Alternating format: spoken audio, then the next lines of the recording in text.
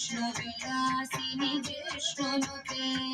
भगवति हेशिति कण्ठकुटुम्बिनि भूरि कुटुम्बिनि भूरि कृते जय जय हे महिषासुरमर्दिनि रम्यकपर्दिनि शैलसुते